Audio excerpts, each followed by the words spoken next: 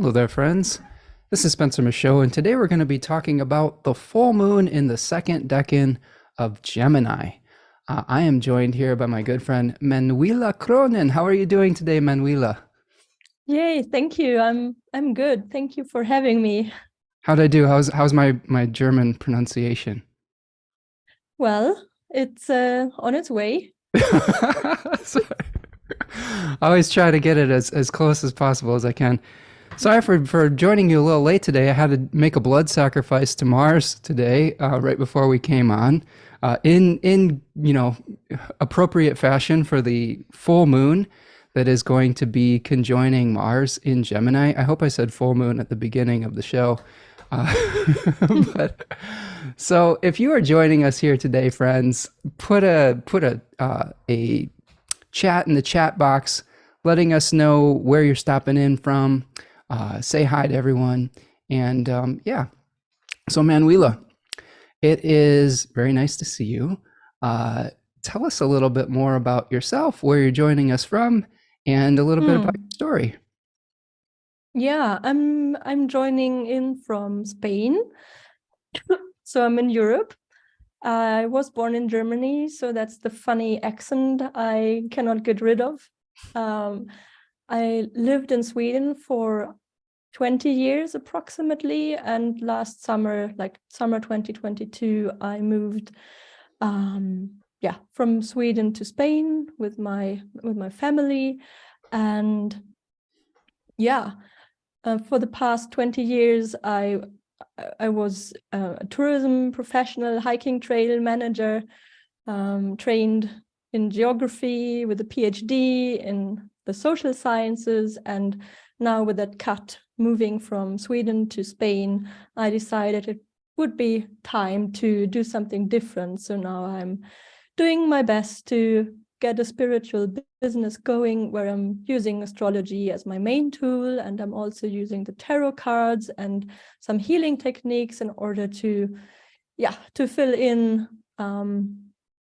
where I think the tarot and healing can be helpful to the client. So basically what I'm doing in my astrology readings is doing chart readings in the mindset of traditional astrology, and I'm a bit creative in the way I'm going about in my readings. And if anyone wanted to check more in detail what I'm offering, it's my website, placeofstillness.org, and I have a YouTube channel, Place of Stillness Astrology, where I share Nice. astrology forecasts. And you're a fellow Nightlight Astrology alumni as well, correct? Yes.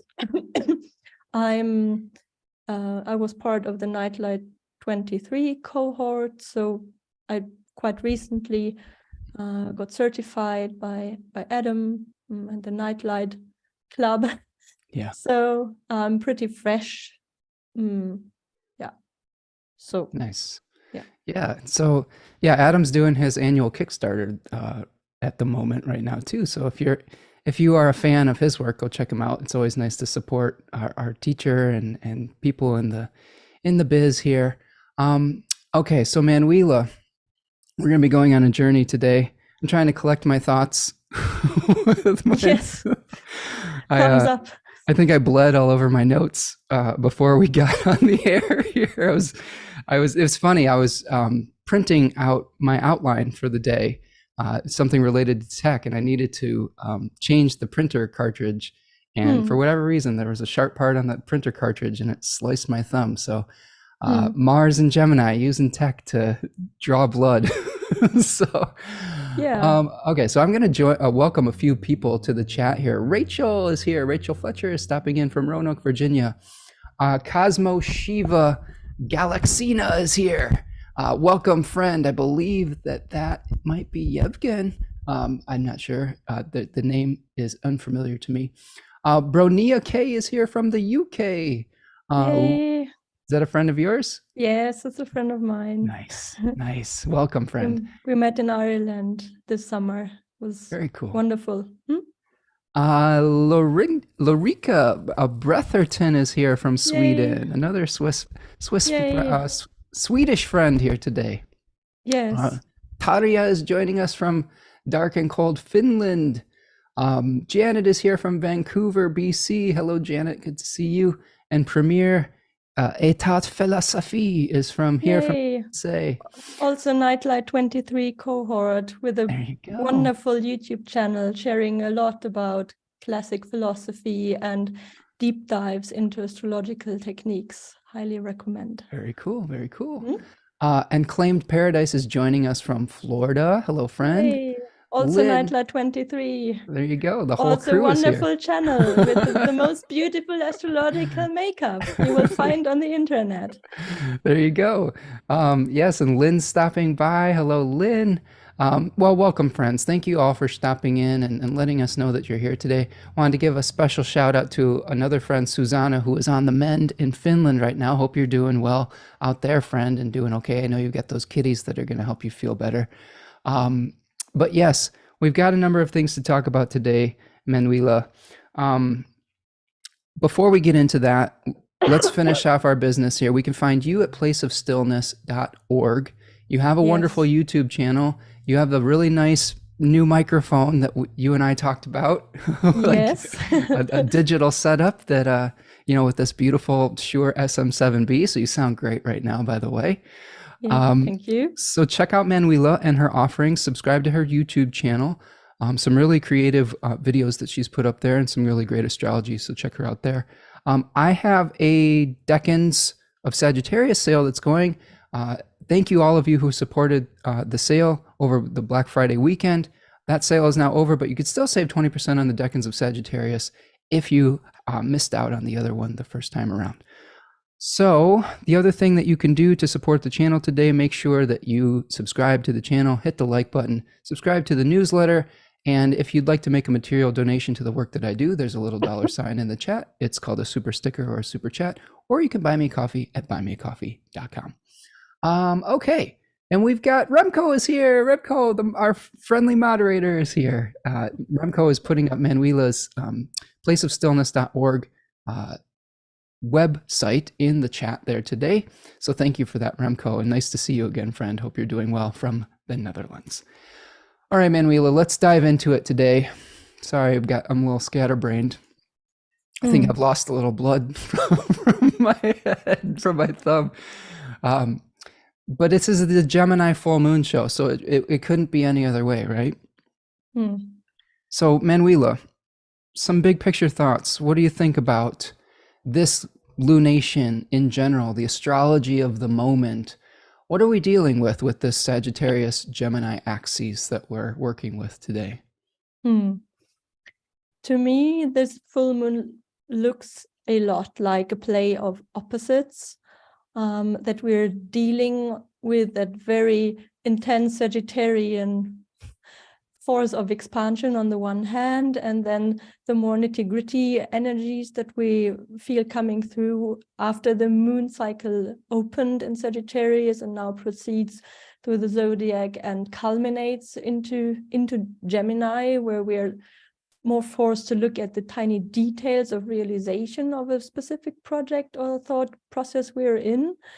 And also for this full moon in Gemini, I think it's difficult to not realize that the moon and Mars are in an exact degree-based conjunction with each other, where Mars is going retrograde in Gemini, sitting right on top of the moon, which will have some sort of impact on our lives, that like the thumb in the most concrete of expressions, Sure. but also in a more abstract sense. I'm sure that all of us will be able to sense something in their lives, even though it will materialize differently depending on the context of our lives. And so I think that's very, very, very visible in the charts that Mars, moon are definitely married. Mars is going to be a factor in this chart. Let's pull this chart up real quick, Manuela, and just start looking at it together. What do you say? So this is the full moon in Gemini, the second decade of Gemini, December 7th, 2022, Wednesday. 11:08 p.m. Eastern Time. Make the proper adjustments for your time zone. So we are looking at 16-degree Gemini moon conjoining Mars at 16 degrees Gemini, the sun at 16 degrees of Sagittarius, because we always have an opposite between the sun and the moon at a full moon, sort of something coming to fruition, something coming to light, the flower emerging from the baby plant or the baby seed that was planted at the new moon. Some other things to think about with this one that we're probably going to talk about today is just we've got 4 out of bounds planets we're dealing with Mars, the moon, Venus, and Mercury. But just to expand on just the Gemini Sagittarius axes that you were talking about, Manuela, I'm feeling the push and the pull of a desire to want to potentially slow down my life, as we come to the winter solstice, a time where I would prefer to maybe go internal, to find meaning. But I think that the Gemini moon and Mars is, to me, that Gemini energy is one that is splitting us into multiple directions, like where it is Schmidt would call it a destabilizing energy, where we desire unification, we desire reflection, but the Gemini moon is going to be kind of, sort of like a nail gun, you could say, that is just spraying sharp things in all directions. And you may have to watch your hands or your shoulders or things of that nature that is related to Gemini. Some people think that the lungs are also related to Gemini, so we might have some respiratory challenges as well. But really, just we're in the kind of almost, I would say, the halfway point of this Mars retrograde. Let me ask you this, Manuela. How have you been experiencing the Mars retrograde in Gemini in particular?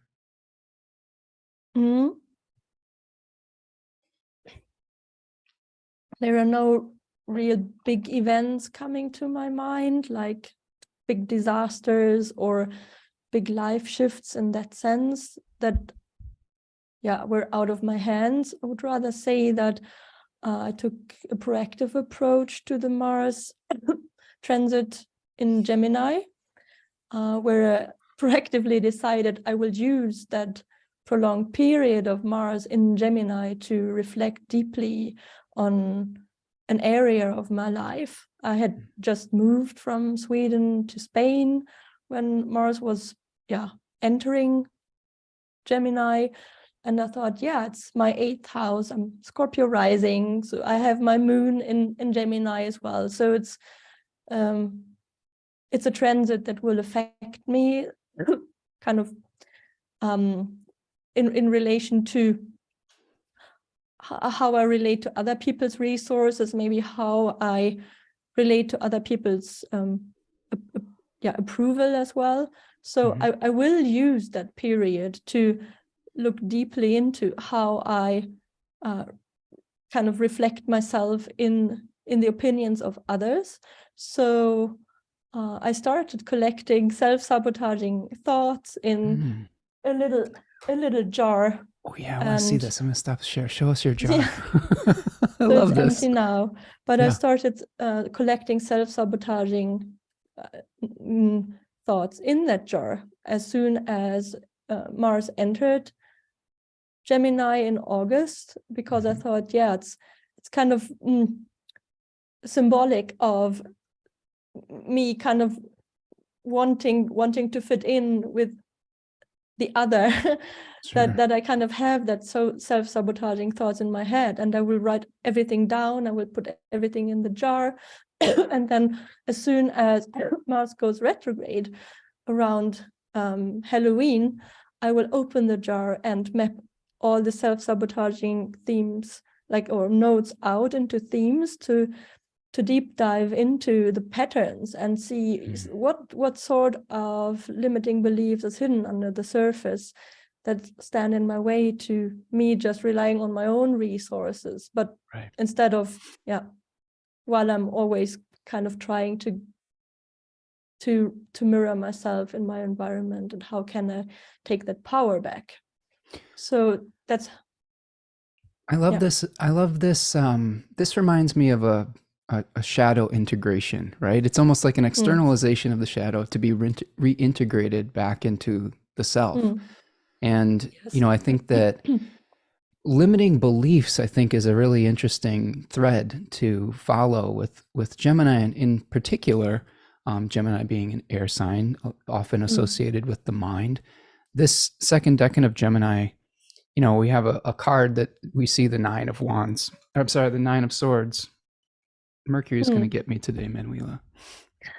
Right, we have the Nine of Swords with someone who's having some sort of existential crisis, potentially. And, you know, the Picatrix talks about this decan as being someone with an iron helmet, right? This is a Mars ruled decan with someone who is wearing an iron helmet. I'll read a quote from Ibn Isra. It says, "A black man in his head bound in lead and a weapon in his hand and an iron helmet on his head." So maybe even dealing with the weight of our own thoughts. And I love the way that you're utilizing Mars's energy of severing and severance to be able to like remove them. Do you burn them in the jar? I didn't burn them. I just threw them away, but I recommended that kind of shadow work jar trick to several people I read for, and everybody asked me, "Oh, did you burn? Do I have to burn them?" It's like perhaps what we should be doing, but I didn't. Yeah. So, you know, just the act of becoming conscious and aware of it, I think, is really important. So being able to verbalize those things rather than having them kicking around in your brain like constantly, like a hamster wheel of negative self-talk, I think that's so great. Like I utilize this method daily with my journal. I do something called morning pages, where this is something I learned from a woman named Julia Cameron, the Artist Way author. And she talked about doing what she called like a brain dump, where you just dump all of your thoughts for the day out on the paper so that they're not just churning around in your mind. And it really is liberating, because a lot of the times we chew on something because we don't have a proper container for it. So you literally have a container that you've been putting these things in, which I think is really great. So that's very cool. So let's go back to the chart again, kind of see what we're looking at here. So we've got Mars hanging out with the moon. Mars being a, you know, traditionally considered a malefic planet that is cutting, wounding, thumbs up here, draws blood, like, and the moon being associated with the body. So we have astrology in action today, where I literally wounded a part of my body trying to get some words printed out. So another thing we might be able to consider too is that Mars uses the resources of Gemini, and hence of Mercury, to be able to carry out conflicts, injuries, illnesses, things of that nature. So the other thing we have to be careful of is externalizing those negative thoughts onto others, right? And projecting that onto someone else rather than owning it, like Manu has been doing, like in a very mature fashion. I really respect that, when people are able to own their own inner challenges rather than making it about a quote unquote other. And I think that, you know, we've been seeing in the news cycle, there's been a lot of people that have been trying to other people in a very damaging fashion, especially here in America recently. And I think that that's something that, you know, we will see if someone isn't as conscious about what they are doing in their life, like we're trying to promote here today, potentially. So we've got the moon and Mars hanging out. We have Venus conjoining the sun. I mean, not conjoining, but it is co-present with the sun. And then we've got Mercury hanging out in Capricorn. What do you think? What should we talk about first, Manuela? Should we talk about these out of bounds planets or the host Mercury here?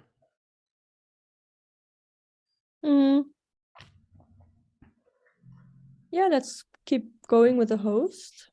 Yeah, so we've got Mercury here in Capricorn. Yeah. And the host is in aversion to the full moon. which means that it is not able to witness by whole sign. Mm. That first deck in Capricorn, what do you think about Capricorn Mercury? What might be on our mind with this full moon in relationship to the host Mercury? Mm. With the aversion, I look at it like two parallel processes ongoing. So on the one hand, we do have the retrograde Mars going past the moon, running into the moon basically at the time for the full moon, almost restoring something that went wrong sometime back, maybe earlier this autumn, where something needs tidying up, where something needs the cutting and burning of bridges, possibly that Mars could potentially be doing. Hopefully that would happen in a fashion that wouldn't add to the damage, but that would restore something that had already been damaged before. While Mercury, the host, is just speeding up a little bit and getting a little bit ahead of the Mars Moon conjunction in its movement, kind of preparing the soil for something new to fall into the ground and take root when Mars and the Moon are done with their little meetup.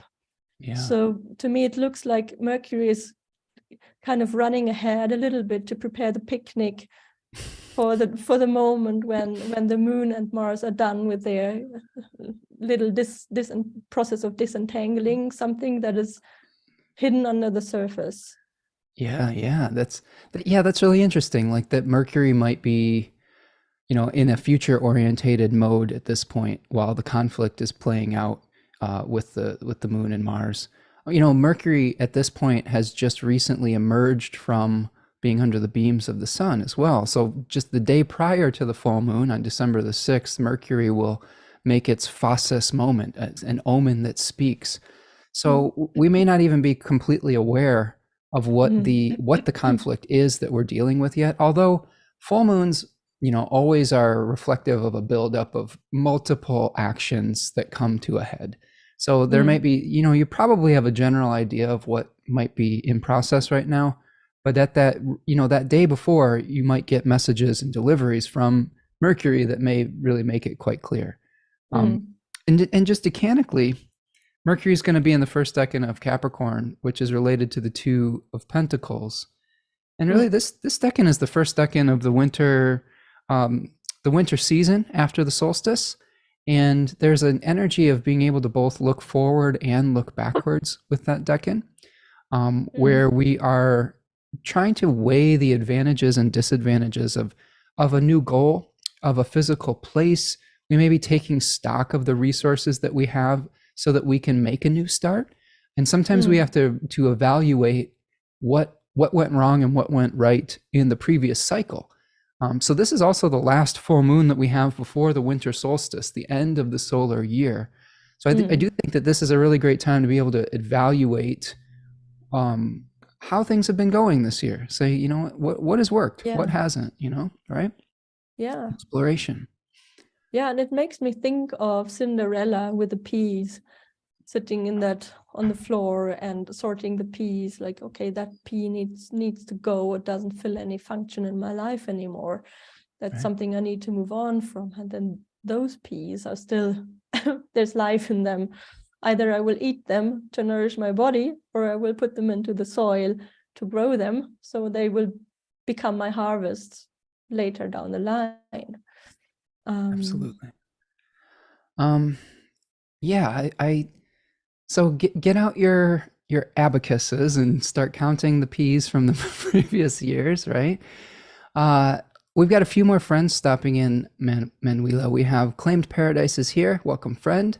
Amara Wiley is joining us from tropical New Jersey, and Stephen the Jupiterian has stopped in. So welcome, friends. We're talking full moon in Gemini here today. We've got Manuela. How do you pronounce your last name in German for me? Kronen. Kronen? That's no? Dutch, but Kronen. So it's not the H sound. It's Kronen. what is it? Like Kronen, like Kronos. Kronen. Kronen. Kronen. Okay. Yes. So it's not as hard of a K as I maybe did in the beginning. Okay, cool. Gotcha. So I'm here with Manuela, and we are talking full moon in Gemini. We've just sort of broken down the host Mercury, which is an aversion to the full moon. We do have a couple other planets that are aspecting by whole sign. We've got Jupiter that's going to be squaring, even though it's in the very final degrees of Pisces. How do you see that transition of Jupiter from Pisces to Aries that's coming up on the winter solstice or the day before?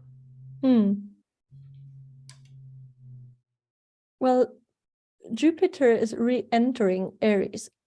And when Jupiter was in Aries last time, I think it was opposing Mercury, wasn't it? That it was also that sort of push and pull feeling between like the big ideas and the small ideas. And then Jupiter was forced to go back into Pisces, as if Jupiter had forgotten an essential asset or piece of luggage on the journey, like a tool that was necessary to make the journey through Aries work out in the best possible fashion. So it looks to me like, now after restoring with something important in Pisces, Jupiter is now prepared to actually enter Aries in a more complete and healthy way than what we saw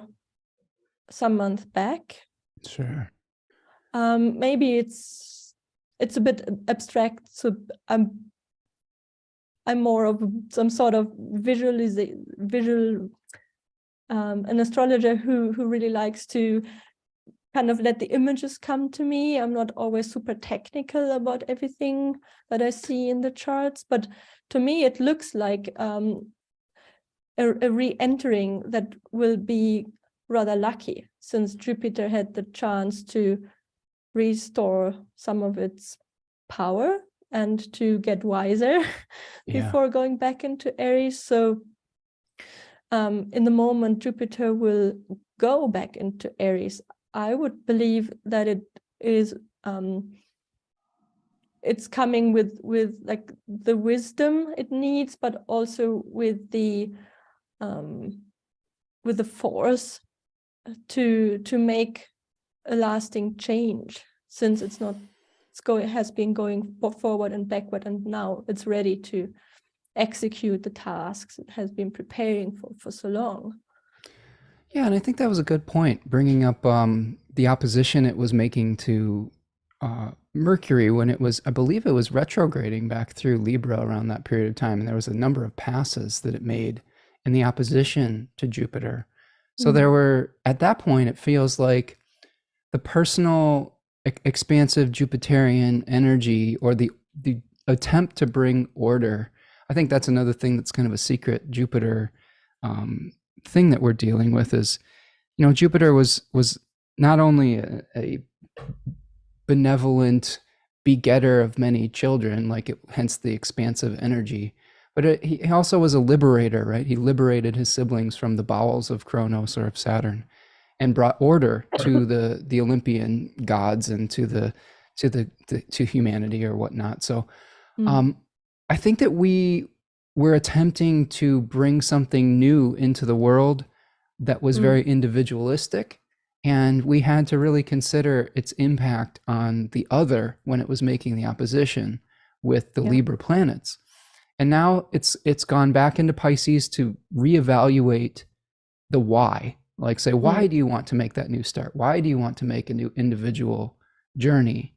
And now we're going to have a square that's going to come up eventually when we move into the Capricorn season with Aries and Capricorn. So instead of figuring out the other person's perspective, you might be feeling some tension between, I want to make this new start, but how do I make it real, right? How do I concretize it into reality? What resources do I need to bring it into a reality? So I think this is the final moment this full moon to really ask yourself the questions: why am I doing this? Why do I need to make a new start? Why do I feel a dissatisfaction enough that I have to change something important in my life? Like, this was something that came up in the I-Ching reading. Just a little preview of that. We had an I-Ching that spoke about shedding old skin, molting, revolution, and some of the changing lines.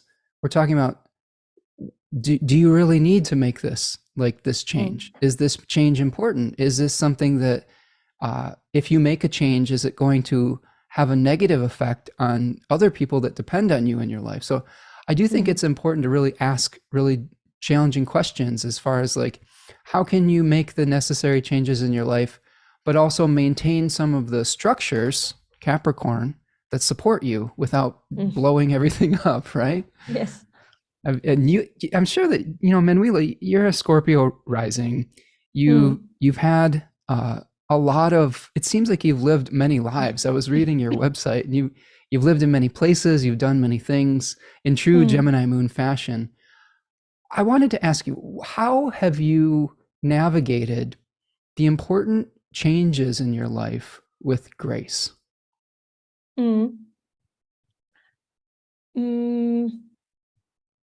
Focusing on goals, like concrete but abstract goals, has been one of the tools that really have helped me, because I also have a lot of Jupiterian influence in my chart, and it's all nice and juicy, but if I don't have anything to focus my energy on, it's going away.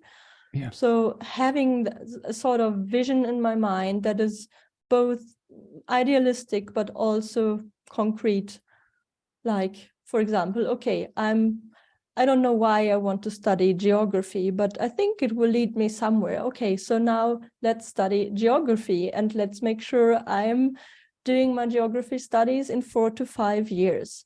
So in 2 years, I want to be done with that part of my studies. And I don't know really how I got there, but I did get there.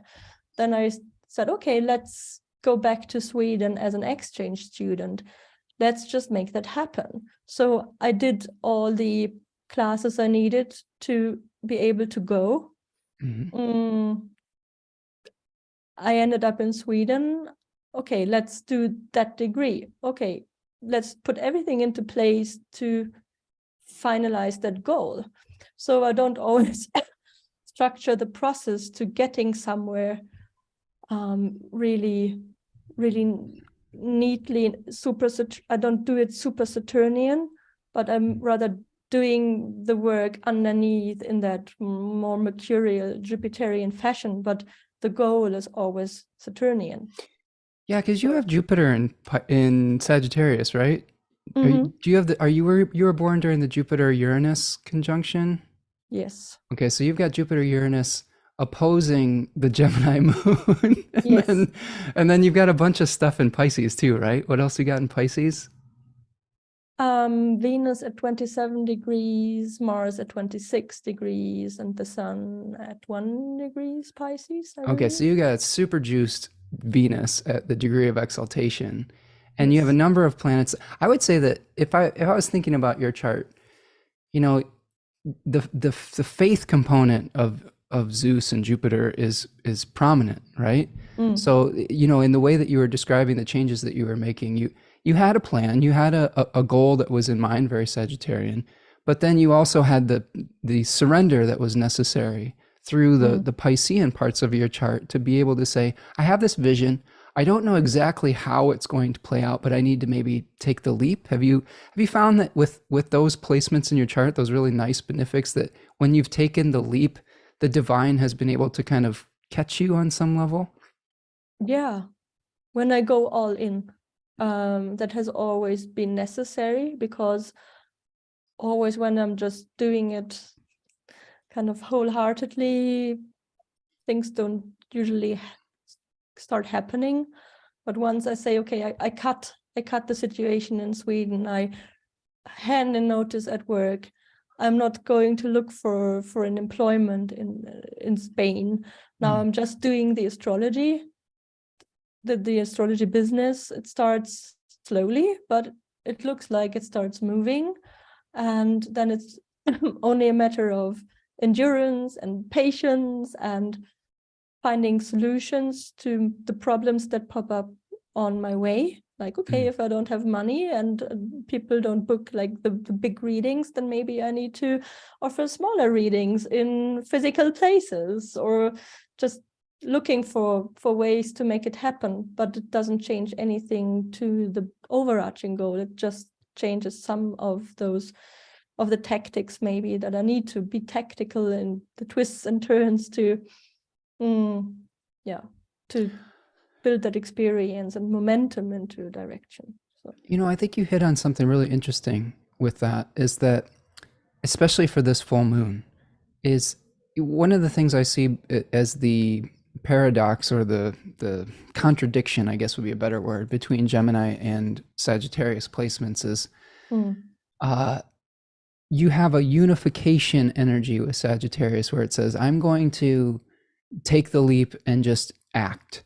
Whereas there's this splitting in multiple directions potentially through doubt of your path with Gemini, where you say, well, should I really be doing this? And that's what I see with this Nine of Swords card as a condition of self-doubt, where you may be, so paralyzed by the options that you have from like the Eight of Swords card, that first decan of Gemini, that it's very difficult to make a choice or a decision. And eventually in the last decan of Gemini, you actually have to sacrifice some of the choices to be able to fuse something into a body in Cancer with the moon ruled sign.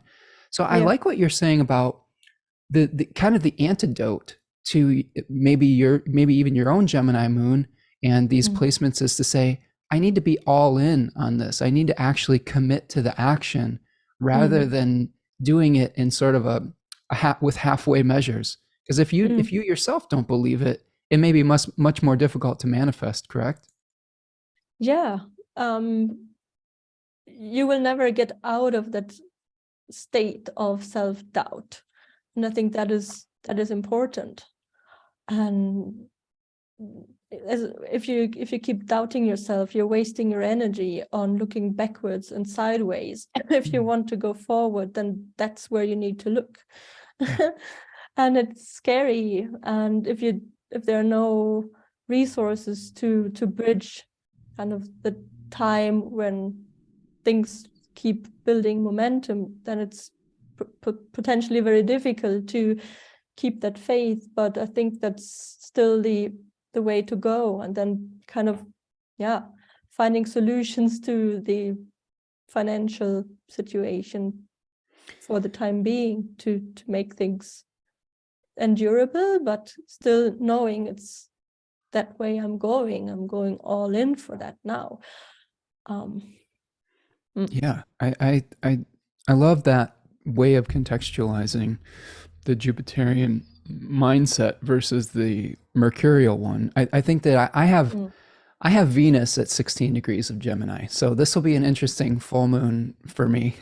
It already has been with my thumb here, but we're not quite there yet, but we'll get there. I relate to this energy of this Nine of Swords, and I would say that you and I have interesting charts, a relationship with our charts, because my chart is probably more heavily skewed towards Mercury ruled planets, with 4 planets ruled by Mercury, and yours is a little bit more heavily skewed towards Jupiter ruled planets. The ability to just go all in on faith and then let whatever happens is something that's so completely foreign to every fiber in my being that I have a lot of respect for people that are able to do it. It's just something that, like, I'm much more familiar with this figure of like, oh man, I need to weigh every single possibility in my brain and just chew it to death. So and it keeps me up at night. And it would be such a relief to be able to say, you know what? I just need to commit to the vision and to the action, and I don't need to have complete control of every Mm. detail, of every part of it.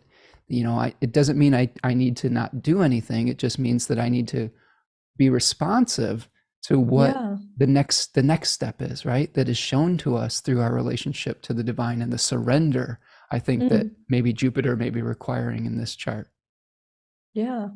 And maybe as an as a mental picture to move on from the Nine of Swords would be checking, okay, where did the Nine of Swords come from? It came from the Eight of Swords, where it's that kind of mental paralysis almost. Yeah. So the Nine of Swords is already a development into a more liberated state of mind. If we just read the Nine of Swords numerologically and elementally, well, the nine is like the hermit, a bit isolated but sovereign. It comes with liberties, it comes with responsibilities, since there's no one else to take care of that hermit that is all alone with their thoughts. Right. But it is an empowered place where the mental functions are very pronounced and strong. But of course, when we keep second guessing our strength, it brings us the despair that keeps us awake at night. And then Boy, what howdy. comes what comes after the Nine of Swords? Yeah, the Ten of Swords. Right. The Ten of Swords is that figure with the swords Yeah, and his back, pierced right? through their back, Yeah. bleeding. It's very like that brutal Yeah, there it is. imagery. But it's also that state of surrender that comes with all the number 10s in all the four suits, Yeah. where we have completed the circle or that cycle of the suit and worked our way up to that wisdom of having integrated the wisdom of the suit and knowing there's not so much more we could do. And the aces are the divine potential, and we can take all the four aces together as those calling in the directions, the four elements, to get that seed, to pop the seed. And then we walk our way up through the suits. And when we come to the tens, I think we should also see them as a team, all four of them together, where the Ten of Swords alone is not the solution, but we need to integrate the Ten of Swords with the other three tens so that we can surrender in that state of trust that the creation we brought about is developing its own life, and it's not our responsibility to do some sort of breathing work for that creature. It's mature enough to live on its own, and it's our moment to retreat and just let the universe or whatever force we believe in do what it needs to do. Yeah. Yeah, I love that So you're bringing in the transition from the 9 to the 10. In the Kabbalistic tree of life, the 9s were associated with a sephira called Yesod. And Yesod was the moon-ruled sephira, which was, the moon was sort of the intermediary between the planets that drew the planetary energies down to the earth to be able to become manifest in the sephira of Malkut, which is related to the 10s. So it's, I see that Yesod period related to these 9s, related to these two decans that we're dealing with the sun, moon, and Mars here, as being a time before manifestation, right? It is the final like visualization. It's the final like, what are we going to, how do we prepare before the actual bringing the energy down to earth, the final concretization of that material reality.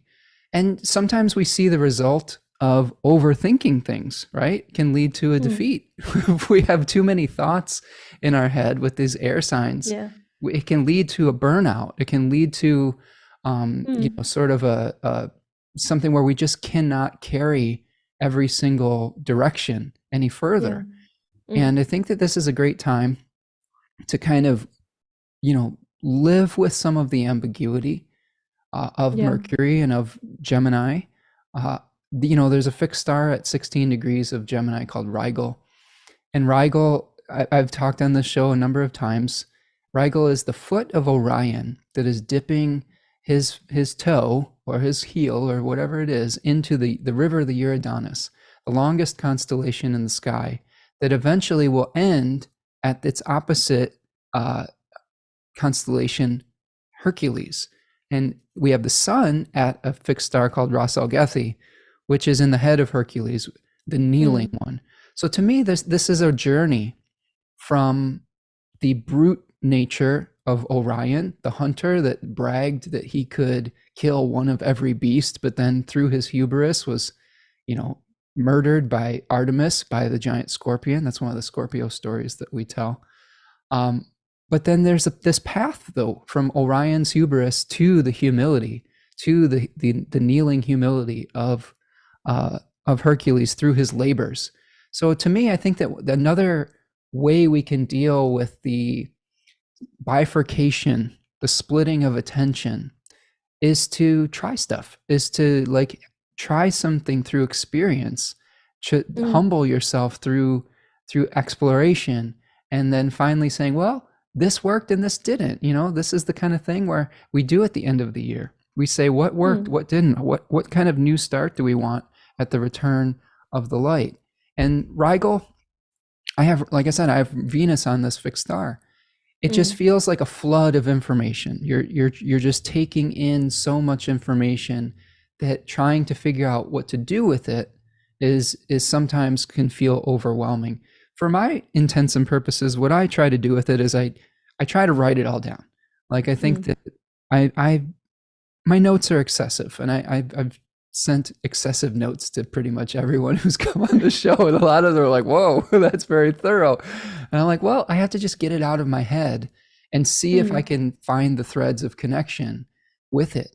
And I think that that's what we might be trying to do too. And with while we have a very, I would say, Jupiter dominant energy in the sky with the sun and Venus and Jupiter and Neptune there, while we're trying to tie up those loose ends as well. Manuela, I'm going to say hi to a few people in the chat here. We've got Dawn is stopping in. Hello, Dawn. Nice to see you. A lot of people are excited about the movement of Jupiter into Aries. Thank you for the super chat. Eilish is here. Thank you, Eilish, for your donation. I really appreciate that. Thank you, my friend. Scarlett is joining from Utah. Hello, Scarlett. Nice to see you. And did I forget anybody? Just a lot of great conversation in the chat here. People are reflecting on their relationship with potentially with Jupiter placements and Mercurial placements. Okay, Remco, take care, buddy. Remco is doing really great work moderating the chat over these last few lives. So thank you, Remco. So Manu, we've talked a little bit about Mercury and Capricorn. We've talked about the differences between Sagittarius potentially unifying body and spirit towards a goal, and Gemini, which splits us in different directions potentially. Let's talk a little bit about this out of bounds energy that we have, because there's quite a bit of out of bounds planets. We've got Mars, the Moon, Venus, and Mercury all out of bounds. And of course, for those of you who are unfamiliar with out of bounds planets, out of bounds is when a planet is going outside the normal declination path of the sun at 23 degrees and roughly 26 or 27 minutes of astrological latitude above or below the ecliptic.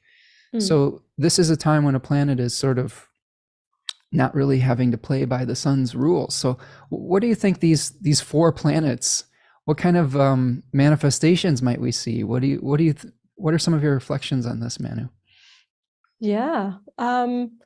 I'm a bit of an optimist with so much Jupiter ruled planets in my chart. So I always think of opportunities whenever I try to analyze charts or horoscopes. And since those planets will not be under the surveillance of the big brother sun, it might invite us to test stuff that we have been thinking of for quite a long time, that is a bit out of the ordinary, which contradicts the the norms of society, like where we usually see the spotlight.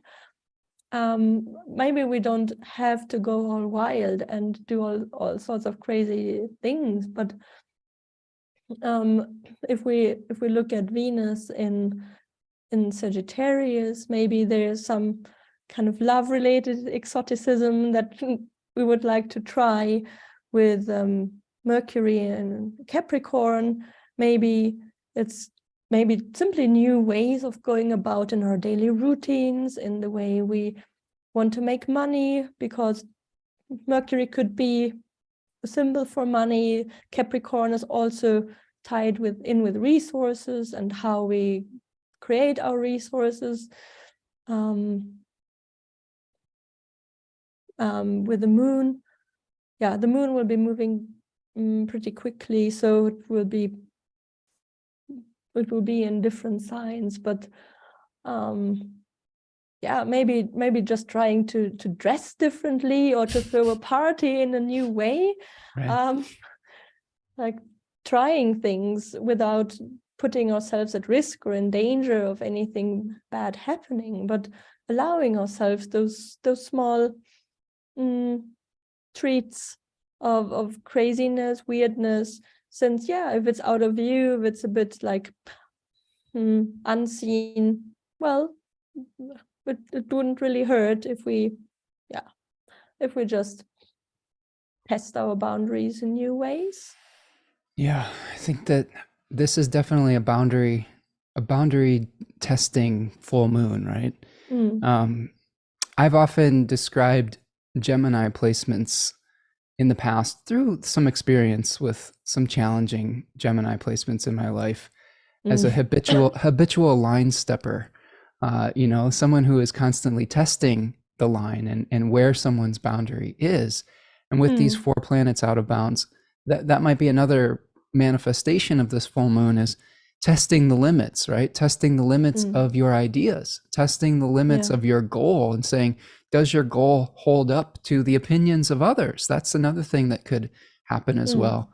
And, you were touching on each individual planet out of bounds. And the moon, yes, maybe we could be testing some new fashion when we're relating the moon and Venus out of bounds, or some new aesthetic taste. It could be also something related to the body, maybe an exercise way, or something, how we eat or how we feed or nurture ourselves. Mars out of bounds can be a little tricky. Sometimes Mars will not play nice when it's out of bounds, especially retrograde. It can be slightly more unpredictable. And we've seen a lot of expressions of anger and challenges that have been pretty inappropriate, I would say, and very hurtful to a lot of people, especially through the medium of Twitter and social media and things of that nature. I like what you're saying too about Mercury as a merchant and as the means of exchange, where we might be able to think about how we do support ourselves through our resources, our money, what we're doing to create structure in our life also. I'm looking through the chat one more time here, Manu. Kate is joining us, saying hello to all our astrological friends. Hello, Kate. Nice to see you.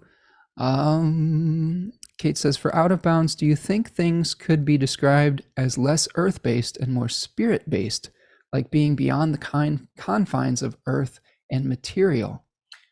That's an interesting question. Yeah, I think that could be one way of looking at it, Kate. Although the only thing I will say about that that's coming to mind is that in traditional astrology, the sun is actually representative of the divine. So I wonder if we're outside of the divine. Maybe it could even be the opposite. Maybe it could be, maybe we're more earthly with the planets. Maybe they're more reflective of lunar consciousness than solar consciousness. That's just amusing. I don't know if that's necessarily right or not, but I'm just following the threads, and I love to ask questions on this channel. So, but that's a really interesting line of thinking. What do you think, Manu?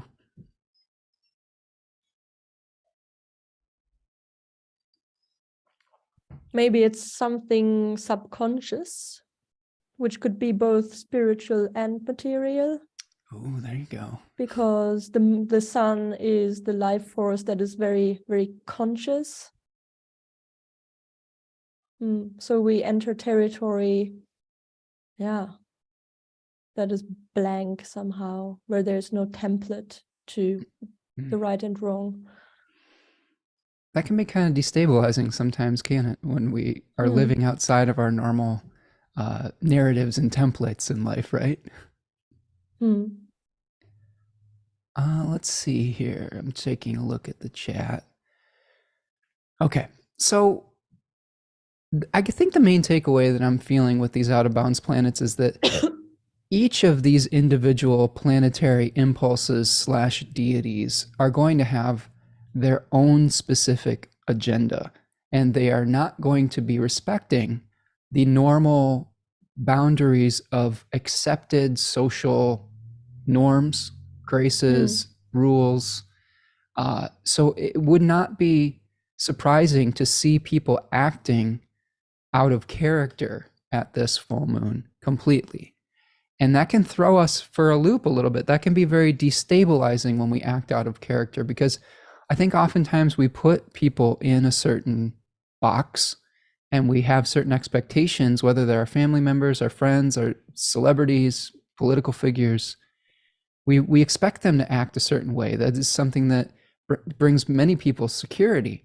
And when they act out of character, that can be very destabilizing for our own minds and cause us to feel unsafe. So I think that that's something to maybe meditate on here too, is that how do we prepare ourselves when people are acting out of character that we normally rely on for stability? So I want to throw that question back to you, Manuela. What do you think about that? I guess I would ask you, have you had people in your life that have acted out of character, and how have you responded to be able to reunify that situation as well?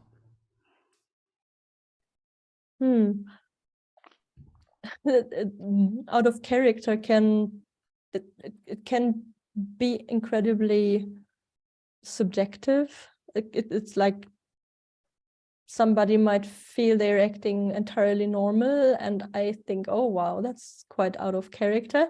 So I've had several friends behaving weird, like one friend who's no longer a friend just sent me a super long email without any pre-warning, like accusing me of that, like just explaining very, very upset how little I communicated, and kind of tried to meet her to resolve it. But then she didn't want to meet her because she assumed I would be there at a time when she wasn't available.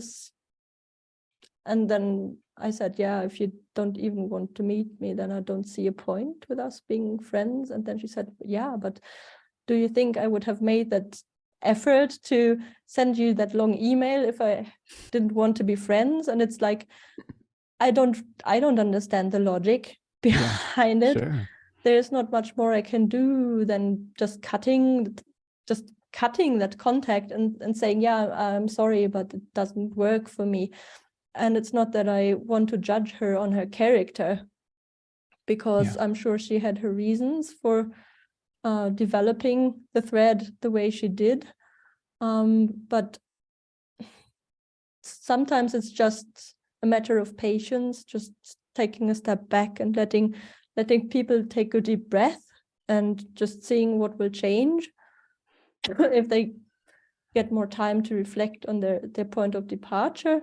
Sometimes it's about protecting myself and just taking a step back and saying, well, I'm kind of out of here, without creating a conflict. And with some people, it's possible to address a conflict and to say, well,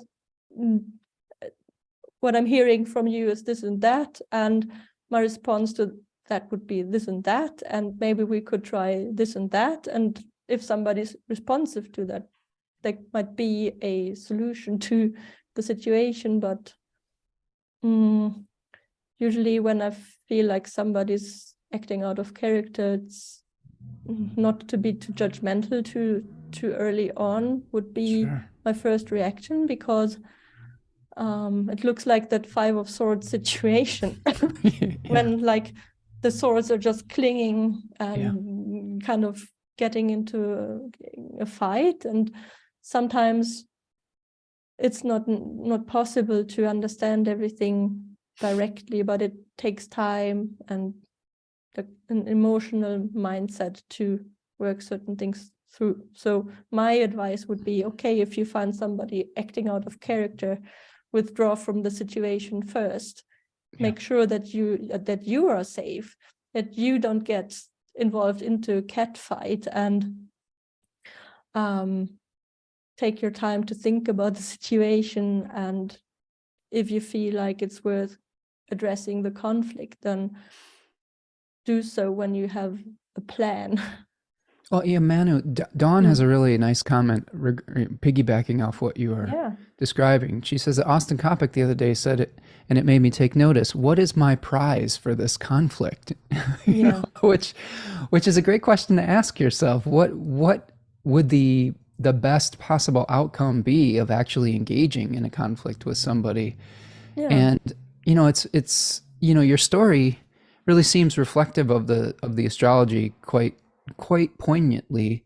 Someone sent you a long email, a communication, accusing you of not communicating, like in the way that they expected, right? That they had a certain expectation.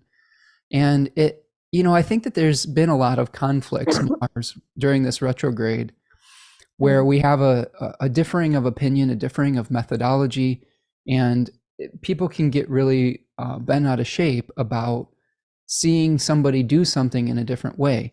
Like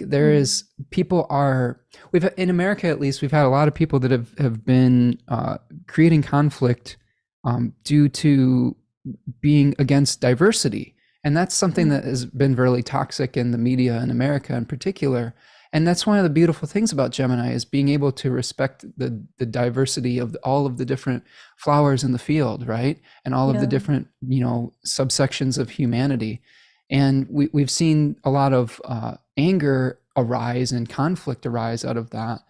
And one of the things I was suggesting since we started talking Mars Gemini retrograde was that I was warning people to be careful about making ultimatums that you can't back off from. And it sounds like in that situation that you had, that an ultimatum was presented to you, and you're like, okay, I guess that's what you want to happen. But I like your advice about when we are presented with a conflict like that, the first thing that is important to do is to compose yourself and really think about what is at stake. I think that that's what Dawn was really talking about. What is really at stake here? What are we actually arguing over? Number one, I think getting clarity is really important, because when we make assumptions, that can be really damaging. When we assume someone else thinks or believes something, thinking about what is actually to be gained by engaging in conflict with somebody, and then how do we get unified internally in ourselves as to what we really believe? Because I think a lot of the times, I know that this has been true for me, whenever there's a conflict that has been externalized, oftentimes it's because I'm feeling unsure of myself internally, and that what someone is saying to me externally is triggering that particular uncertainty.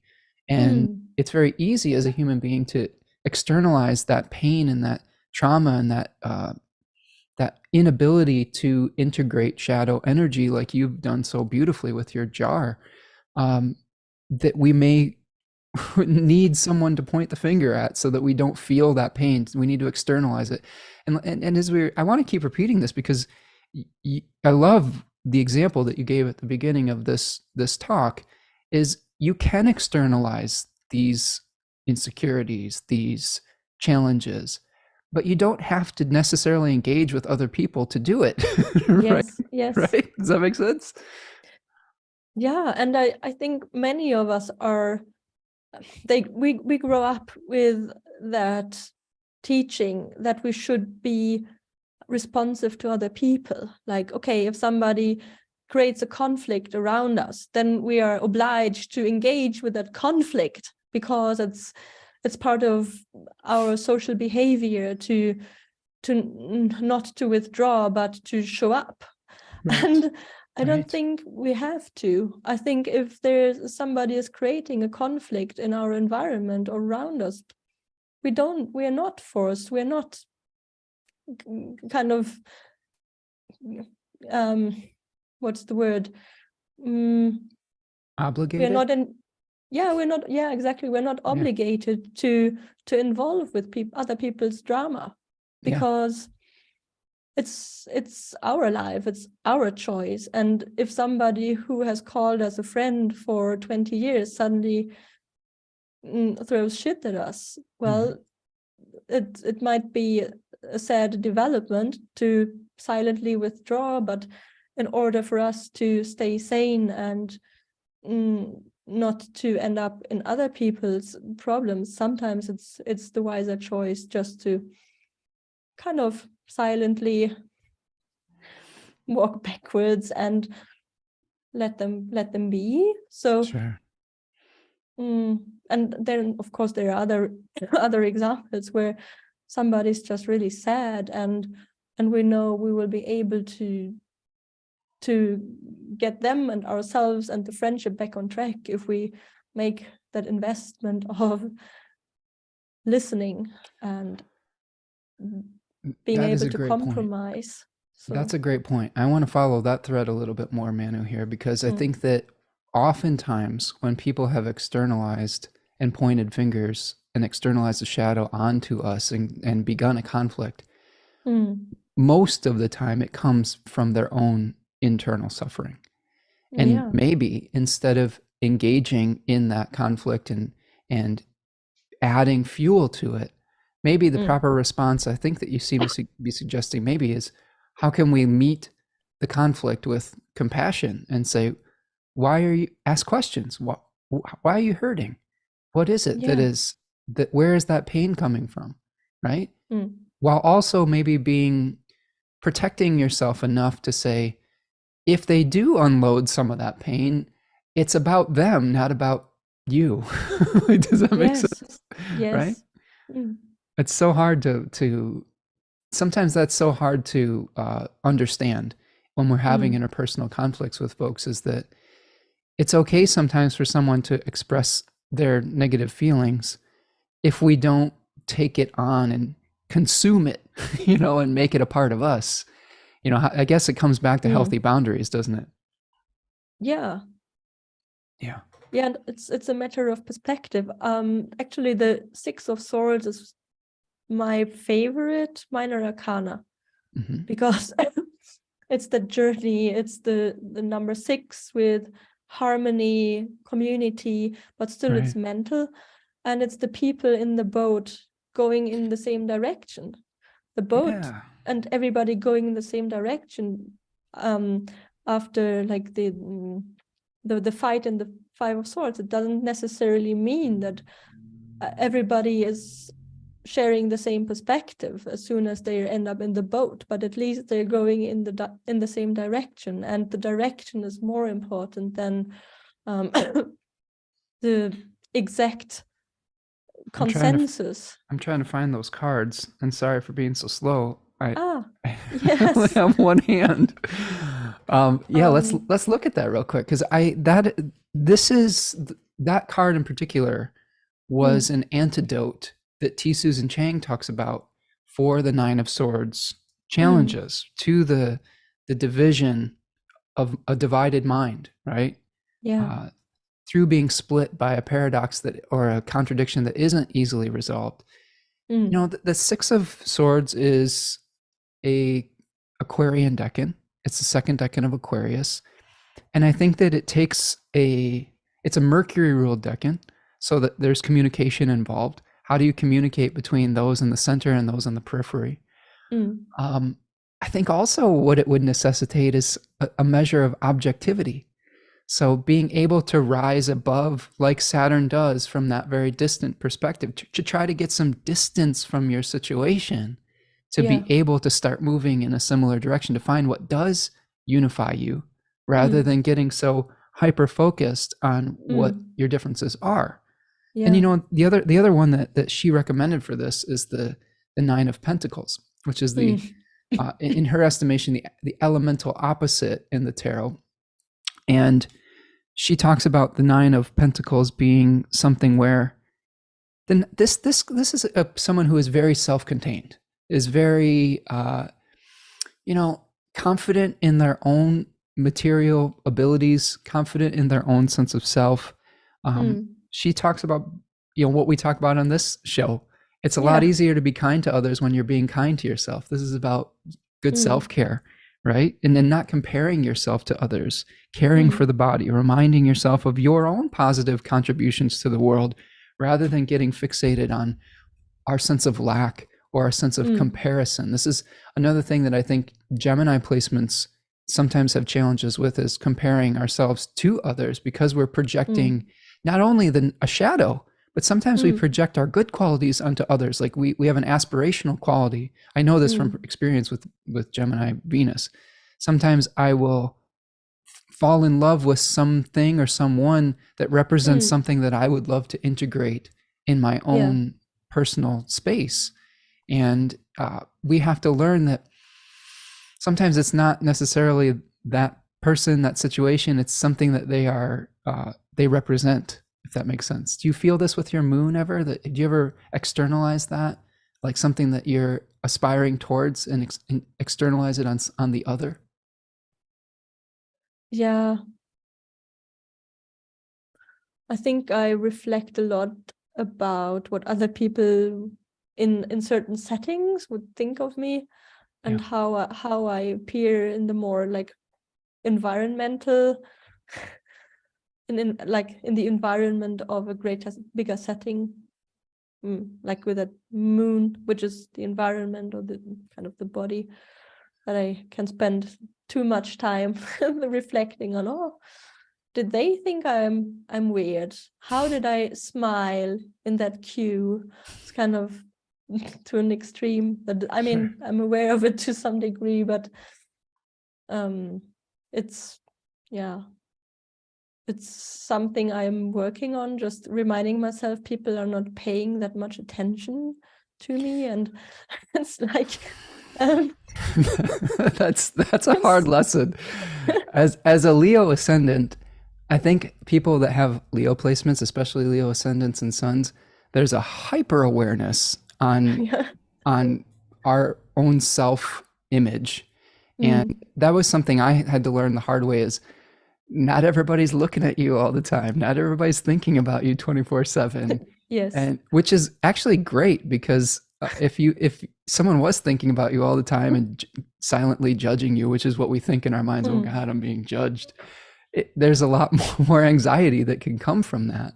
And Yes. I think aging Leos, in my estimation, is getting a lot more to the point where you're like, I just don't really care. They're not thinking about me all the time. It's nice when they do, but I'm not attached to it, right? Yeah. And it's that detachment, that Aquarius balancing energy that comes through, which is really great. Kate has some really nice comments here. Dawn is saying that, I wish people would do that, Spencer. Communication makes me so happy. Me too, Dawn. I think that a lot of times, that's a cute mug, Manuela. Little owl. It's a fox. Oh, it's a fox. Okay. It's an owl fox. Very cool. I love it.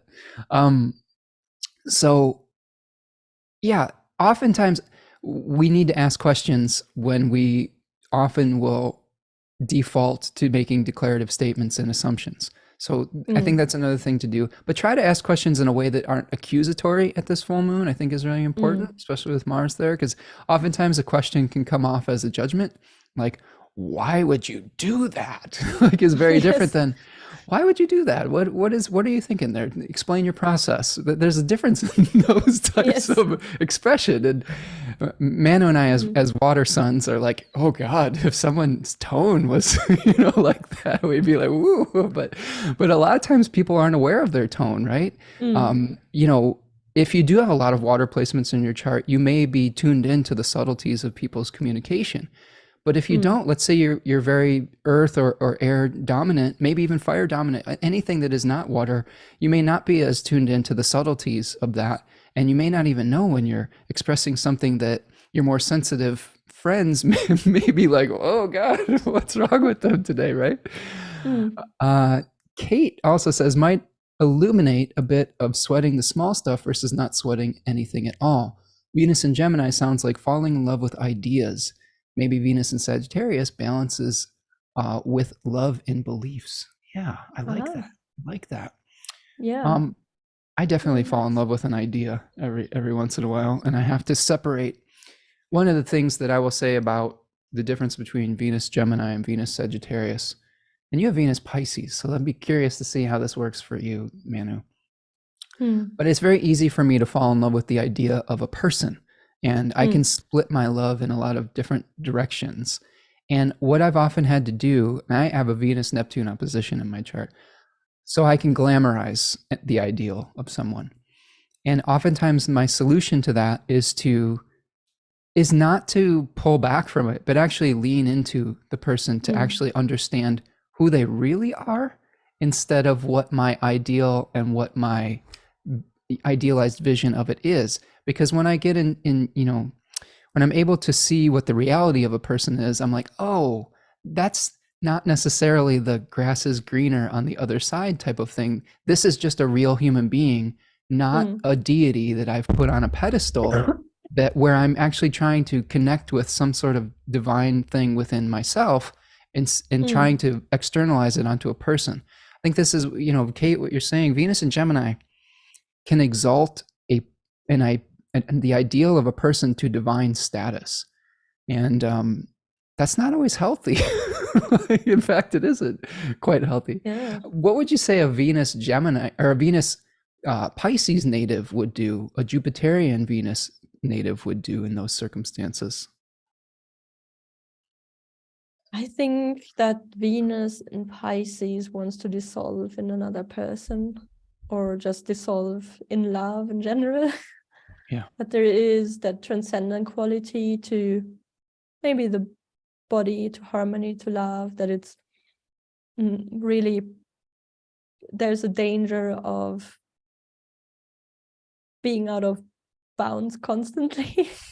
Sure. So since there is that urge or ambition or kind of desire to to experience another person entirely, and when that not happens, it's kind of, I'm still not that. Yeah.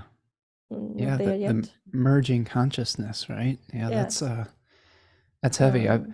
My partner Tanya has some Venus in Pisces oil that she elected at a planetary election for her third coast mojo.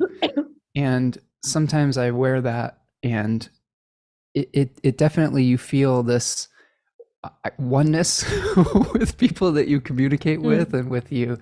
There's an emotional connection where you almost are able to feel their feelings, and like have this empathy that you wouldn't normally experience in the everyday.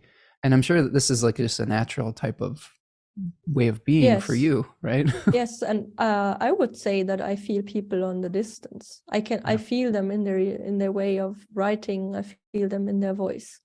Yeah. So it's clairsentient, and it's helpful in some moments, and in other moments it's not helpful at all, in particular when I'm dealing with difficult people, and I feel like, okay, there's all that kind of backstory to the people who are not feeling well, and I understand them, but at the same time, when it gets too overwhelming, I don't know how to withdraw.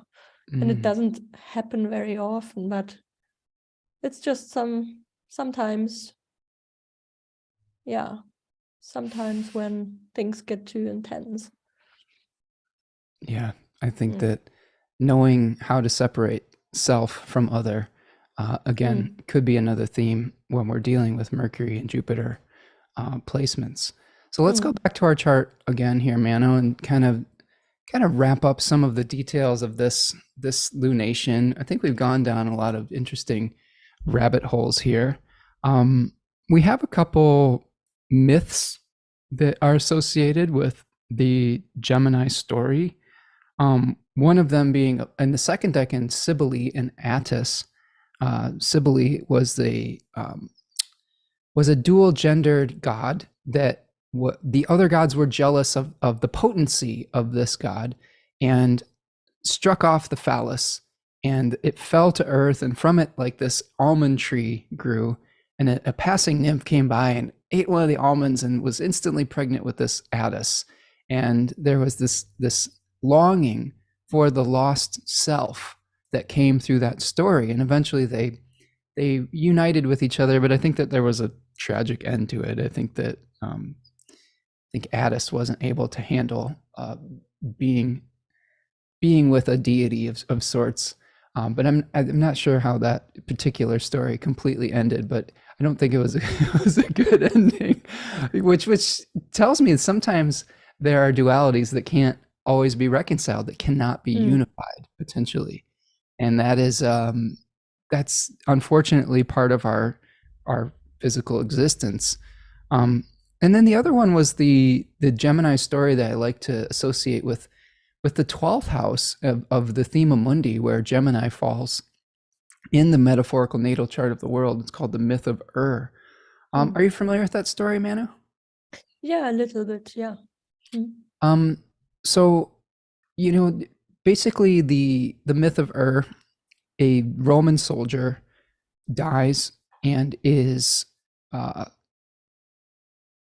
retains his consciousness through the death process and gets to see how things work in the afterlife, and people are choosing lots to be able to be reincarnated back on the earth.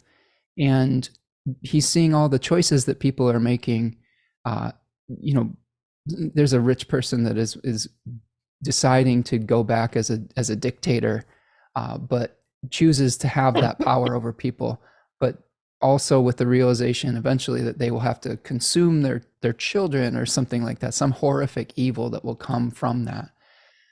So I think that there's an anxiety in Gemini as a before birth type of energy, as something where we are saying, we are trying to weigh every single option, and how do we parse all of that out with our decisions? And I guess the thread that where I've landed with this is there are some philosophical traditions that are saying no matter what choice that you make, you're going to end up in roughly the same place eventually, right?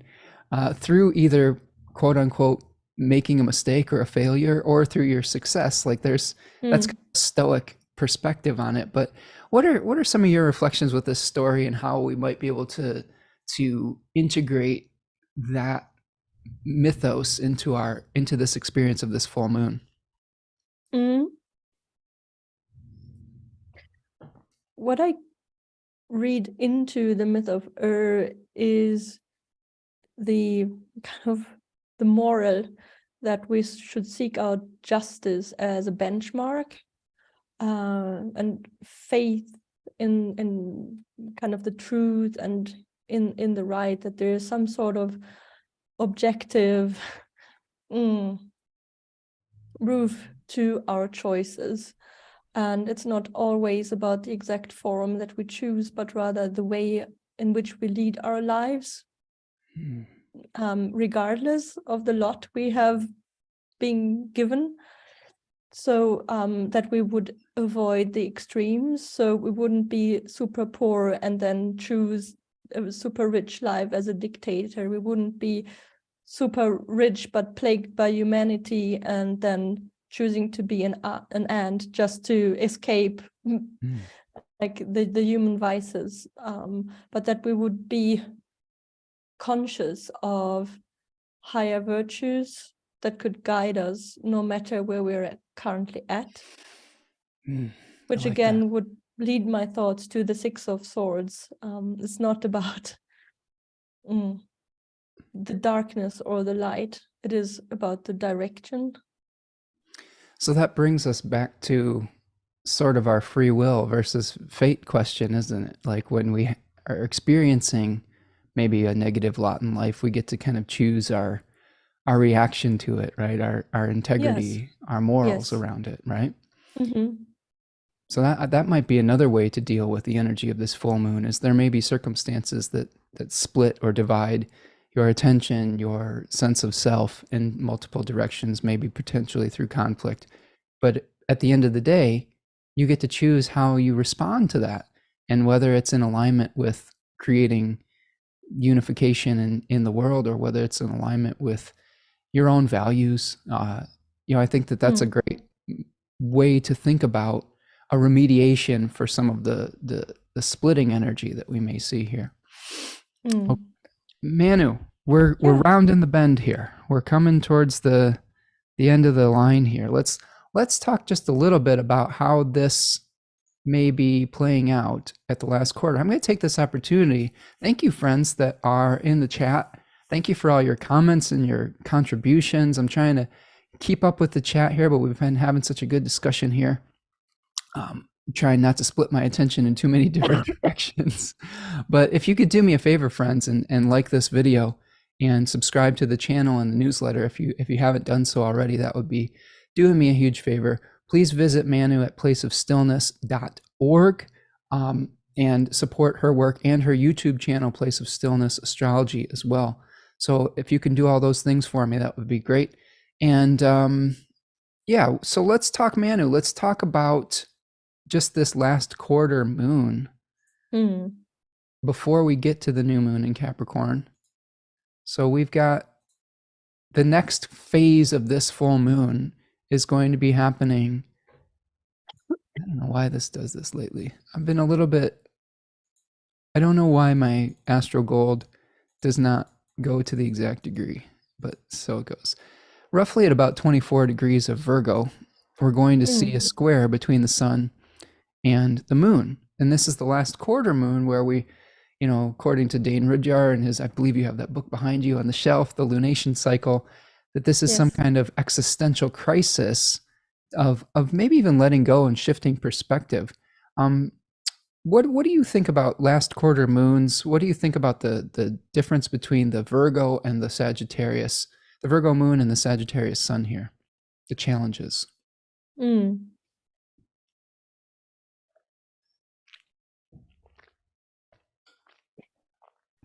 Virgo is also Mercury ruled, and now Mercury can actually see the moon. And it all gets very earthy since Mercury is in Capricorn. Yeah. So it's almost like that entire process of re-evaluation and releasing some of the old stuff,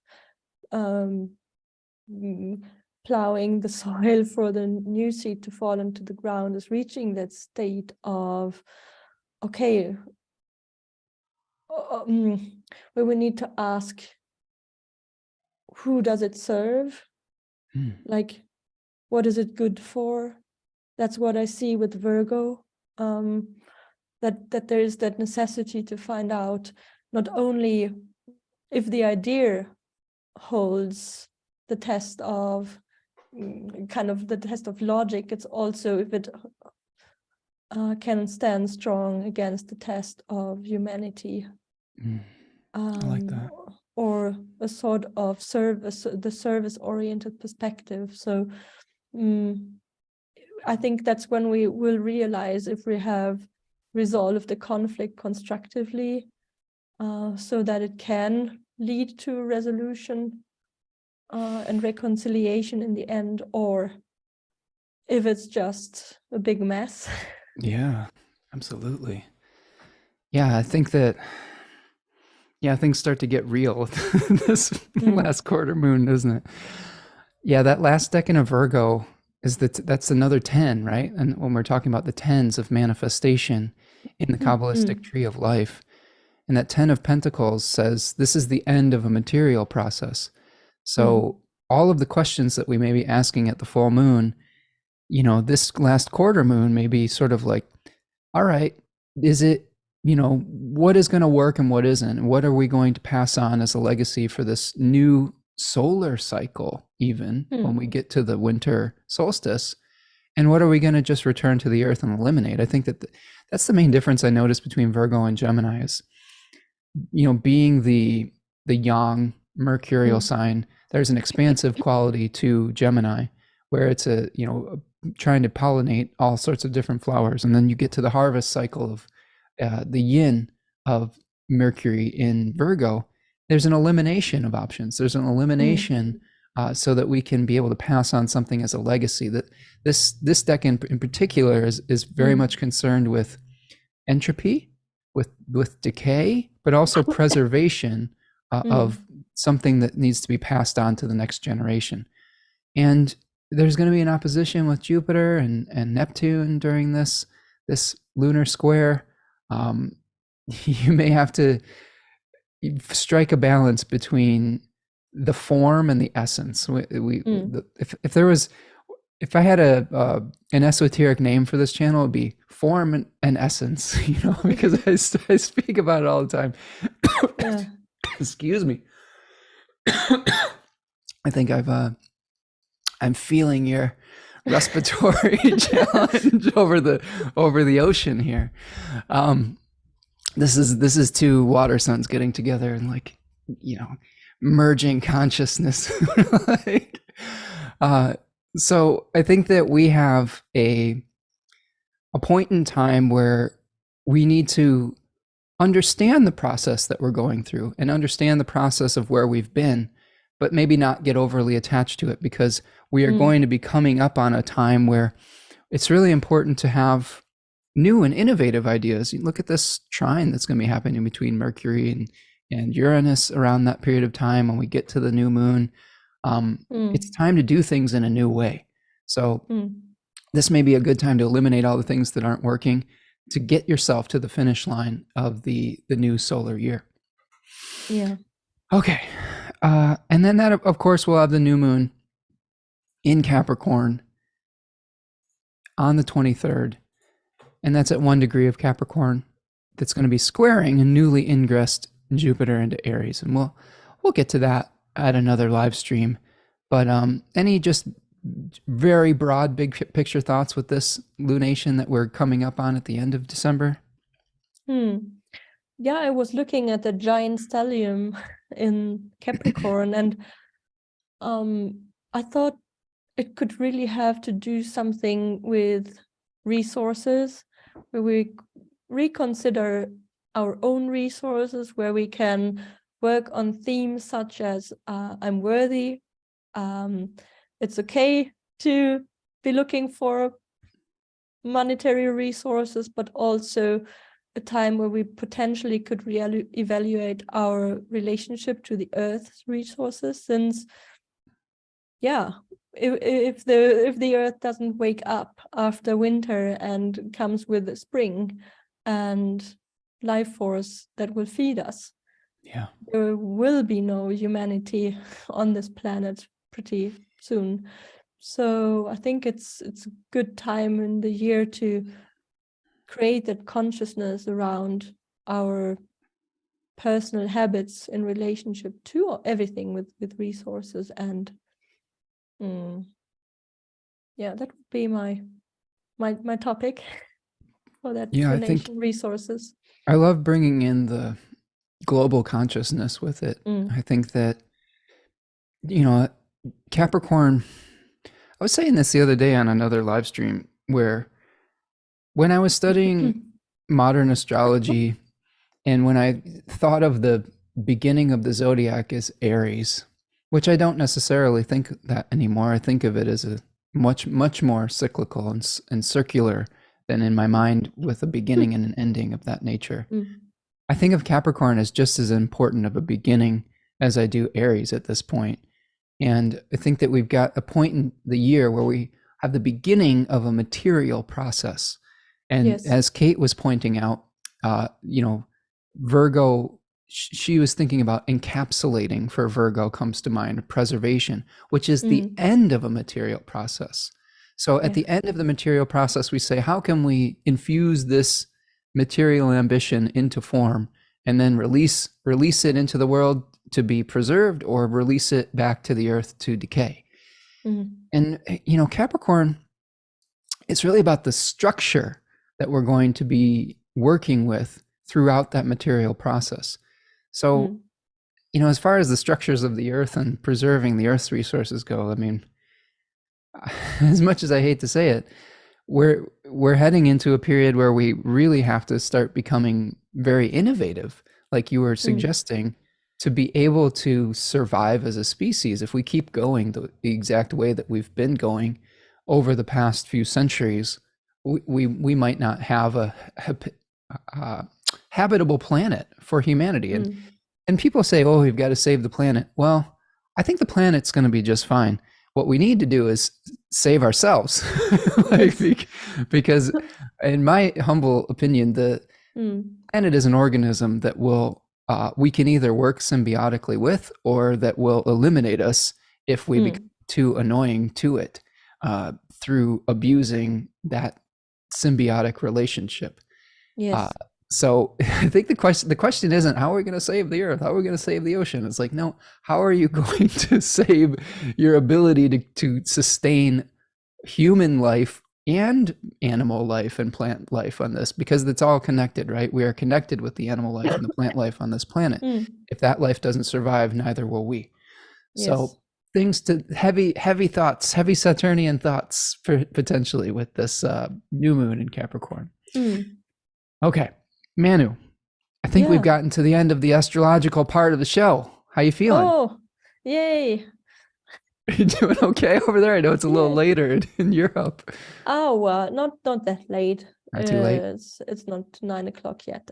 So no, okay. It's great. It's great to be on the show. So thanks again for having me. I'm really enjoying it. It's new to me to be on an astrology live stream. I've done stuff like that in the tarot community, and we've had guests and interviews and things like that. But yeah, you're doing great. It's a bit more relaxed when I'm not in charge of leading the discussion. It's a bit more laid back just to be a guest.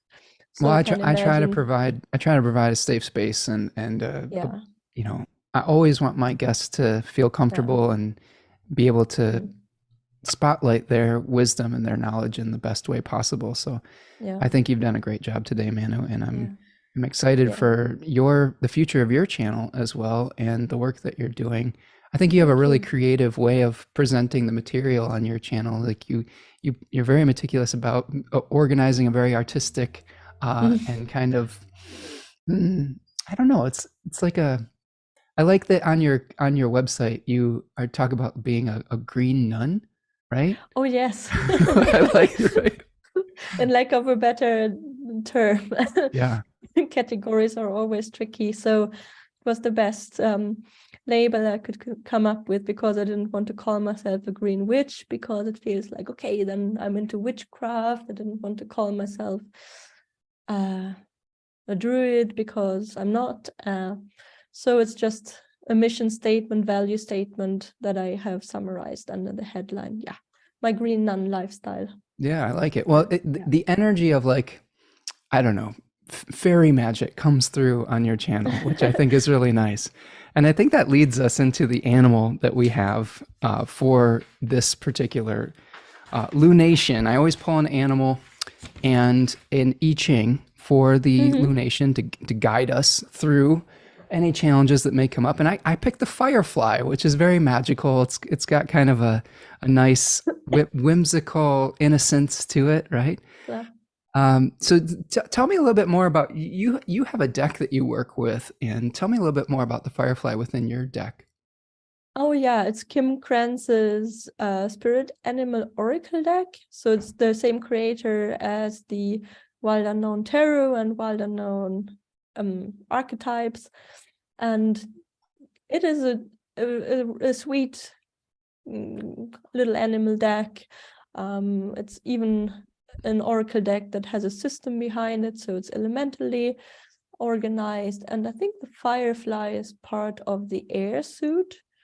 And Kim Kranz describes that card as being an energy of being inspired and fantastic, like yet a bit fleeting, with the light of 1,000 stars, high frequency energy that is very difficult to uphold over a longer period of time. So I think it mirrors a bit the kind of the Gemini frantic that sometimes come through. I think Sagittarius can be a bit more enduring in their enthusiasm, while Gemini can easily lose interest. So the energy for the idea needs to come, and then they need to embark on a project. And if they don't, well, then it's just that makes day, sense. another.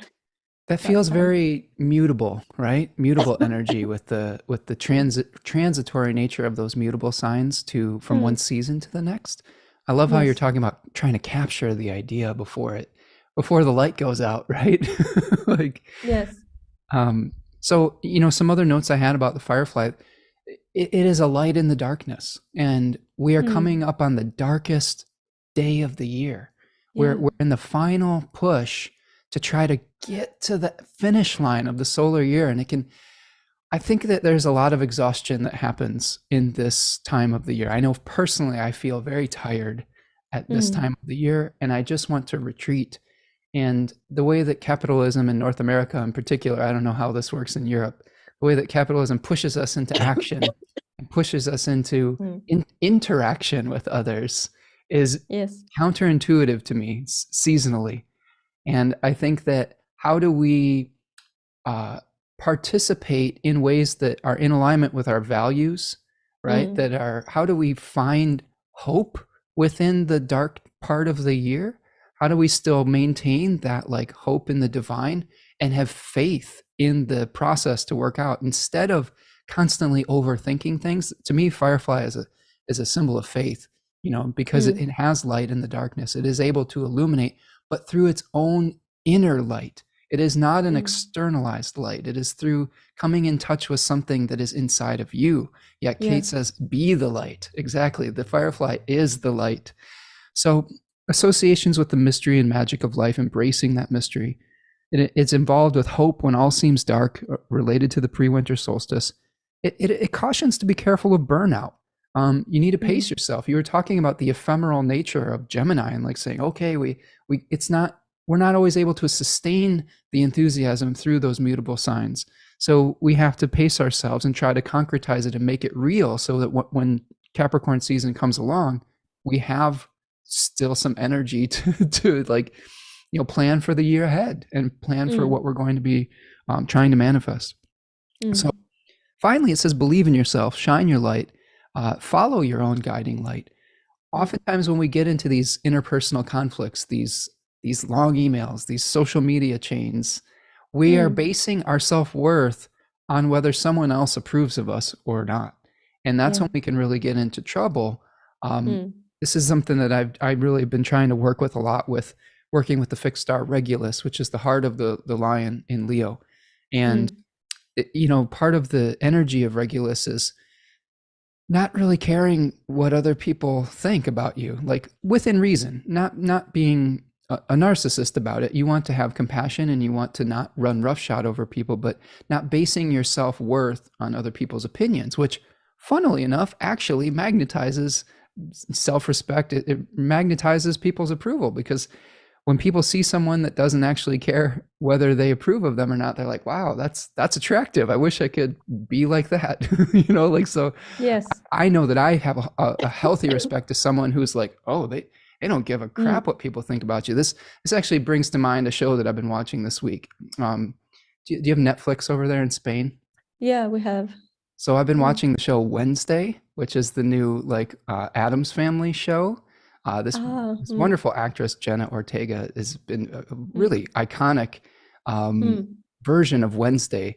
And Wednesday is one of her defining features is that she just really could really give two shits what people think about her. And she goes off and does her own thing. She's sort of a loner, but there's just this beauty in that ability to kind of be self-contained. And eventually there are lessons in connecting with others that happen throughout that show and through that attitude. But I think Firefly can speak to having a healthy balance between being self-contained and working with others, which I think is what this full moon might bring to us. Mm. Okay, the hexagram that I got is hexagram number 49, which translates to revolution, molting, shedding old skin, metamorphosis, transformation, out with the old. Seems fairly appropriate for the end of a year where we're saying, all right, I've used up all that solar energy. What's next, right? Mm. But we have three changing lines, Manu. We have line number 1 says, wrapped in the hide of a yellow cow. That's the quote. Yellow being the color of the mean and moderation, and the cow being related to docility. So this line speaks to having a restraint through exercising moderation and patience. We do have Mars retrograde. It's not a direct Mars conjoining the moon. It's a retrograde Mars. So this is something where I was talking about earlier about instituting changes potentially, but only when they're necessary. You need to do so carefully with planning and preparation, and potentially rein in the impulsivity and the speed of Mercury. Mercury generally likes to do things very quickly. And sometimes that can get us into trouble if we're acting too rashly. Line number 3 says, starting brings misfortune. Perseverance brings danger. When talk of revolution has made the rounds 3 times, there is confidence. So this again asks us to slow down. It says you don't need to act on some impulse the first time it goes through, the first time it cycles through. Rash actions without preparation will backfire. Avoid recklessness, especially because there are other people to consider. Oftentimes we want to take action in our worlds. We will especially want to take very self-directed individual actions when Jupiter moves into Aries. We might be like, I don't care what other people think. This is what I'm going to do. This is how I'm going to individuate. But we do have to consider that we are all connected. Our actions do affect other people. If we have a family, our actions will affect our partner. Our actions will affect our children if we have them. They'll affect our pets if we have them, our parents, our friends, our communities. And it is important to consider the ramifications of those actions. So it encourages you to fully contemplate the changes in your life, going over it the 3 times. Finally, the last line says, the superior person changes like a leopard. The countenance of the petty person is transformed. Setting forth brings misfortune. To remain persevering brings good fortune.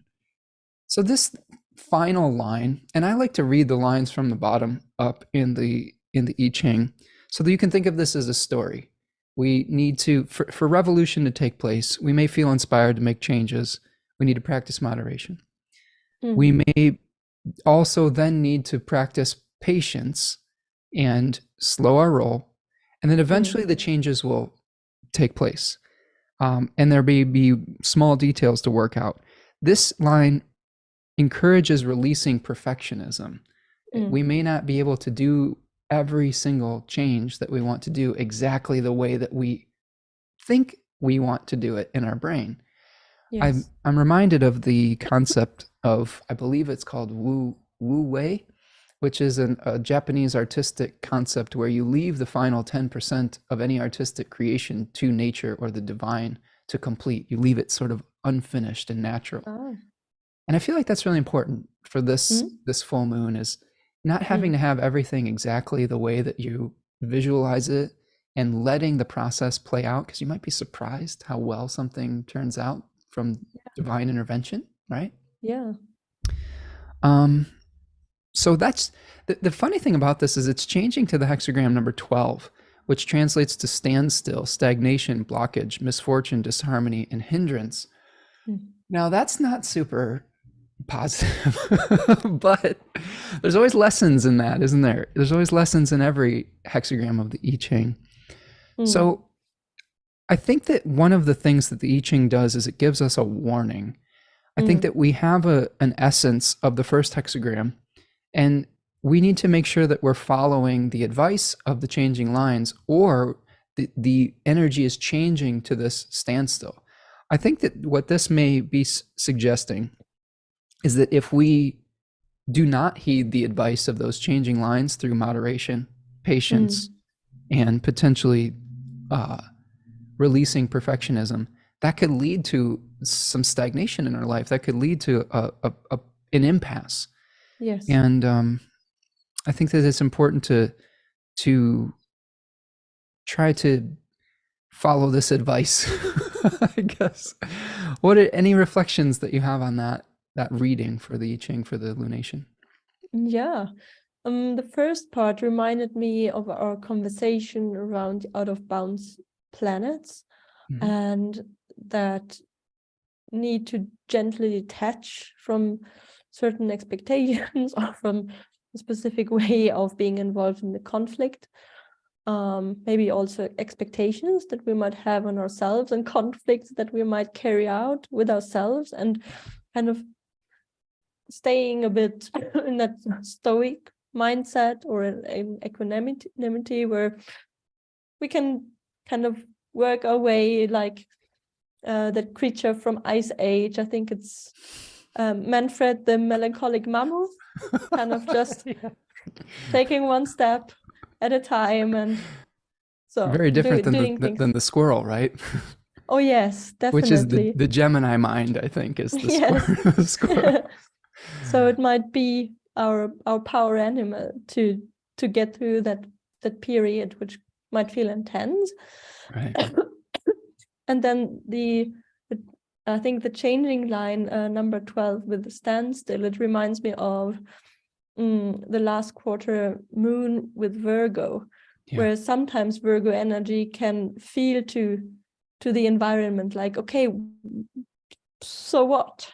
While they're working very hard to make things work and to lay a good ground for what will serve people in the future, like their relatives or their friends in the future.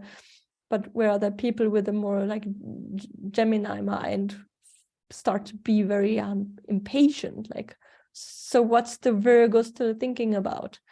That we need to respect the standstill also as a form of being and a form of productivity, to honor that we need to honor. I love that. I love that. That's a great point, because there's always a way to respond to the condition that the I Ching presents us, right? And sometimes when we get to a standstill or a blockage, I think of it like water. We have to pool our resources and hold back, gain strength to eventually pour around the obstacle, the obstruction, right? Like a stream does, rather than like having to barge our way through it. We're not going to break down the boulder. We're going to have to, maneuver around it. And sometimes the process of being still gets you to that point either much quicker or much more intact than if you're splitting all your attention in so many directions, trying to come up with some solution. Sometimes the solution comes of itself. That nature will bring the solution, the divine will bring the solution, right? Yeah. So this too shall pass, I think, is a good way to deal with that energy. Well, Manuela, this has been incredible. Yay, thank you, my friend, for joining me today. This is so much fun. Yes. So, Manu, tell us again where we can find you, what you have on the offering for us. Okay, so my website is placeofstillness.org. Org is important because it's org, it's not com. And there you will find some more details about myself, some client testimonials, also my about section with my green nun principles.